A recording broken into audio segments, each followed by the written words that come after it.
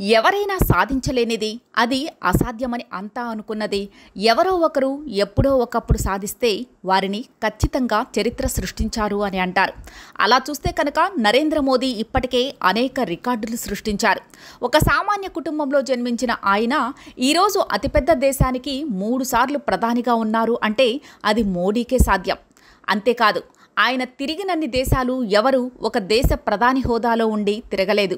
అంతేకాదు, ఆయన ఇమేజ్ విశ్వవ్యాప్తంగా ఉంది. ఆయన అందరికీ బంధువుగా మారిపోయారు. అంత మాత్రం చేత మెతకగా ఉండరు. దాయాది పాక్కి ఆయన కంట్లో నలుసుగా ఉంటారు. ఆయన వ్యూహాలు ఎవరికీ అర్థం కావు. ఆయన చాతుర్యం కూడా ఎవరికీ ఒక పట్టాన బోధపడేది కాదు, అనుసరించడానికి వీలు పడనిదే. ఇదిలా ఉంటే ఒకే ఒక పాక్ ఫోన్ కాల్తో కాల్పుల విరమణ భారత్ ఎలా చేసింది అన్నది అందరిలో ఒక ధర్మ సందేహం ఉంది. పాక్ మీద పూర్తిగా పైచేయి సాధిస్తూ వచ్చిన భారత్ కథ మంచి రసపట్టులో ఉండగా క్లైమాక్స్లో ఇంకా ఆసక్తిని పెంచుతుండగా ఉన్నట్లుండి ఎందుకు మిడిల్ డ్రాప్ చేశారు అన్నది కూడా ఎవరి బుర్రలకు ఏమాత్రం తోచనిదే. అయితే మోడీ ఏమి చేసినా దానికి ఒక అర్థం పరమార్థం ఉంటుంది. నిజానికి ఆపరేషన్ సింధూర్ని పక్కాగా నిర్వహించి ఉగ్రమూకల కేంద్రాలను ధ్వంసం చేసిన తర్వాత భారత్ రిలాక్స్ కాలేదు. పాక్ మూడ్ని గమనిస్తూ ఉంది. పాక్ ప్రతీకారం చేస్తుందని తెలుసు. దానికి తగిన విధంగా సరకు సరంజామాతో మొత్తం సిద్ధంగా ఉంది. అనుకున్నట్లుగానే పాక్ రంగంలోకి దిగింది. భారత్ ఉచ్చులో చిక్కుకుంది. యుద్ధం డైరెక్ట్గా చేయకుండా పాక్ 3 రోజులకే చతికిల పడిపోయింది. భారత్ తన వద్ద ఉన్న ఆయుధాల గారంలో కనీసం 10వ వంతు కూడా తీయకుండా పాక్ నేలకరిచింది. అలాంటి పాక్ని ఇంకా కొట్టినా ప్రయోజనం లేదు. అందుకే భారత్ కాల్పుల విరమణ అంటే ఓకే అందే. చర్చలకు సరైనంది. ఇదంతా పాక్ని బేలను చేసి డీలా చేసి తమ ముందుకు తెచ్చిన చాణక్య వ్యూహం.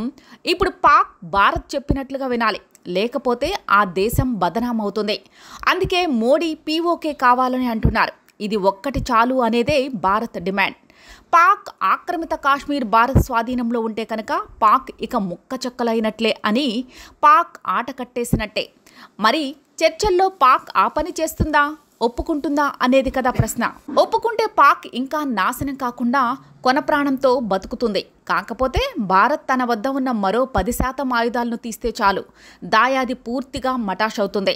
ఇదంతా అగ్రరాజ్యం అమెరికా కూడా ఆమోదించేలాగానే జరిగినట్లుగా కూడా ఉంటుంది. డొనాల్డ్ ట్రంప్ తన పెద్దరికం అని అనుకోవచ్చు, కానీ భారత్ వ్యూహం ఇదే అని అంటున్నారు.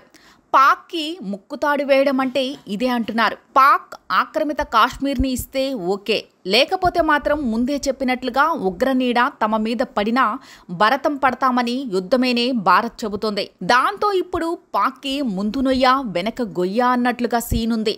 ఇప్పుడు పాక్ ఆక్రమిత కాశ్మీర్ గురించి చెప్పుకుంటే 1971లో మొత్తం పాక్ని ఓడించి గడగడలాడించినా కూడా ఇందిరాగాంధీ పాక్ ఆక్రమిత కాశ్మీర్ని తీసుకోలేదు. అది ఒక చరిత్రాత్మక తప్పుగా మిగిలిపోయింది. ఇప్పుడు మోడీ కనుక దానిని సాధిస్తే కనుక ఆయన చరిత్రలో సువర్ణ అక్షరాలతో తన పేరును లిఖించుకున్న వారు అవుతారు. మొత్తానికి పక్కా ప్లాన్తోనే మోడీ ఉన్నారని అంటున్నారు.